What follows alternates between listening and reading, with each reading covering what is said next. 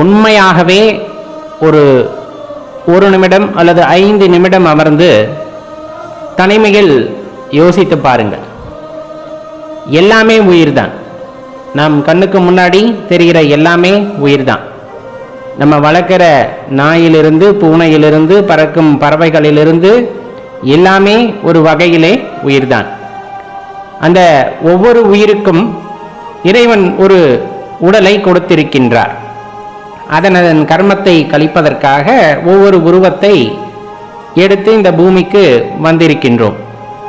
உண்மையாகவே சொல்ல போனால் இந்த பகுத்தறியும் அறிவு அப்படின்னு சொல்லக்கூடிய இந்த 6ஆம் அறிவு பெற்று ஒரு நல்ல உடலை பெற்று தியானம் செய்ய, தவம் செய்ய ஏற்ற வகையிலே ஒரு உடலை பெற்று புத்தி கூர்மையை பெற்று இந்த உடல் நமக்கு கிடைத்திருக்கிறது அப்படின்னா இது எவ்வளவு பெரிய விஷயம் என்று யோசித்து பாருங்கள். இது தனிமையில் அமர்ந்துதான் யோசிக்க முடியும்.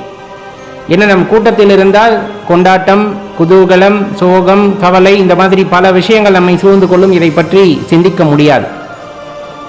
அப்பனை மட்டுமே மனதில் நினைத்து கொண்டு தனிமையில் அமர்ந்து இந்த உடல் நமக்கு கிடைத்திருக்கிறது என்றால், இந்த உடலை சிவபெருமான் நமக்கு கொடுத்திருக்கிறார் என்றால் கண்டிப்பாக இது அவருடைய அருளால் நிகழ்ந்தது அப்படிங்கிற ஒரு அற்புதமான விஷயமானது நமக்கு புரிய வரும்.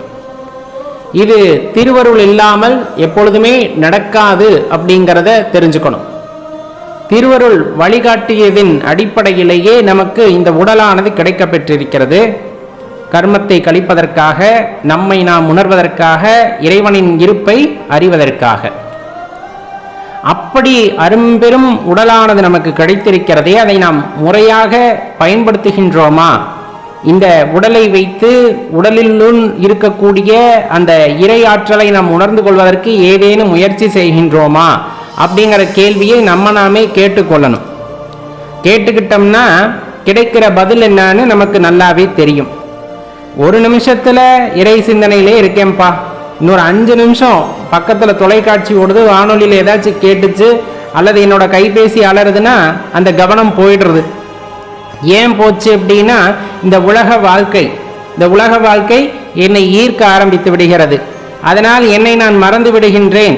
அதாவது இறை தேடலை பற்றிய எண்ணத்தையே நான் மறந்து விடுகின்றேன் அப்படிங்கிற அந்த பெரும்பான்மையான கருத்து நம்மிடையே நிலவும். இது எல்லாம் மாயா, நம்மை திசை திருப்புவதற்காக. ஏன்னா ஒரு உண்மை பொருளை அறிந்து கொள்ள வேண்டும் என்று செல்கின்றோம் அப்படின்னா அது கண்டிப்பா தடுப்பதற்கு ஏதேனும் ஒரு சக்தியானது வேலை செய்யும். ஏன்னா உணர்ந்துகிட்டா இறை அருளை, அந்த திருவருளை நீங்கள் உணர்ந்து கொண்டால் அது பேரின்பம் அல்லவா? அது அவ்வளவு எளிதில் கிடைத்து விடலாமா உங்களுக்கு அப்படின்னு பல சோதனைகள் இருக்கும் அல்லவா? அதிலே ஒன்றுதான் இப்பொழுது அடியேன் குறிப்பிட்டது.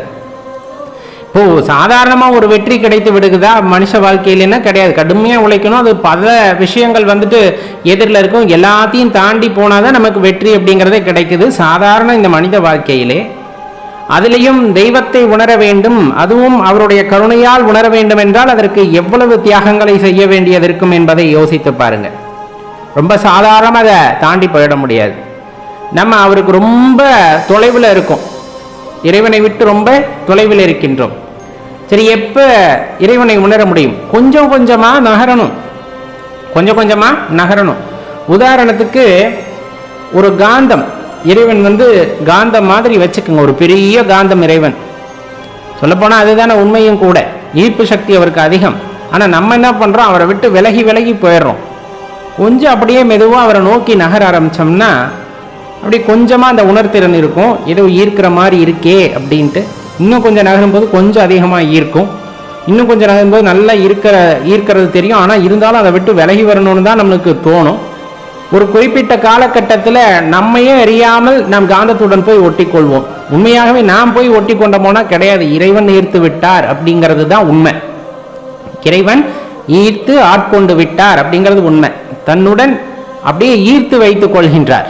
அது எந்த நிலை அப்படின்னு பார்த்தோம்னா இறையாற்றலை உணர்ந்த நிலை அப்படின்னு சொல்லக்கூடியது.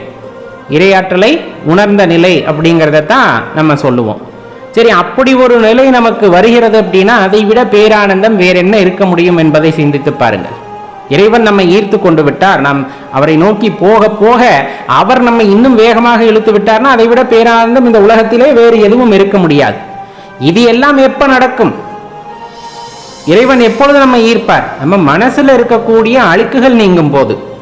ஏன்னா மனது தெளிவடைய வேண்டும் அல்லவா? உலகத்துல பார்க்கிற எல்லாமே நமக்கானது, நமக்காகவே இறைவன் படைத்திருக்கிறார் அப்படின்னு நினைக்கிறது, அதை அனுபவிக்க வேண்டும் என்ற நினைவு இந்த மாதிரி தான் மனசுக்குள்ள இருக்குமே தவிர, இந்த மல மாயைகளிலே சிக்கி கொண்டு மனம் துவண்டு கிடக்குமே தவிர, அதிலிருந்து கொஞ்சம் கொஞ்சமாக வெளியே வரும்போது அந்த மன அழுக்குகள் எல்லாம் நீங்க மனமானது தெளிவு பெற ஆரம்பிக்கின்றது. மனம் தெளிவு பெற ஆரம்பிக்கின்றது அப்படிங்கும் போதே மனம் எங்க போக ஆரம்பிச்சிடும் அப்படின்னா இறைவனை நோக்கி போக ஆரம்பிச்சிடும். ஏன்னா தெளிவு பிறந்துருச்சே. இங்கு பார்ப்பதெல்லாம் உண்மையாக இருந்தாலும் இதை நான் கடந்து போக வேண்டும் என்ற தெளிவு நம்மிடம் உண்டாகிவிட்டது என்றால் கண்டிப்பா அது எங்க கொண்டு போகும் அப்படின்னா இறைவனை நோக்கி நம்மை கொண்டு போகும். ஒரு குறிப்பிட்ட அளவுக்கு நம்ம என்ன பண்ணணும் அப்படின்னா பிராயச்சித்தம், அதாவது நம்ம ஒரு முயற்சி செய்யறோம் அந்த இடத்துல இறைவனை நோக்கி போக வேண்டும் ஒரு ஈர்ப்பு வர்றவர்ல தான். அந்த ஈர்ப்பு வந்துச்சுன்னா அங்க போற தன்மை அப்படிங்கிறது கொஞ்சம் எளிதாகும். நம்ம எளிதில் ஒவ்வொன்றையாக கடந்து போக முடியும். ஒரு குறிப்பிட்ட அளவிலே பார்த்தீங்கன்னா சடார்னு ஈர்த்துக்குவார்.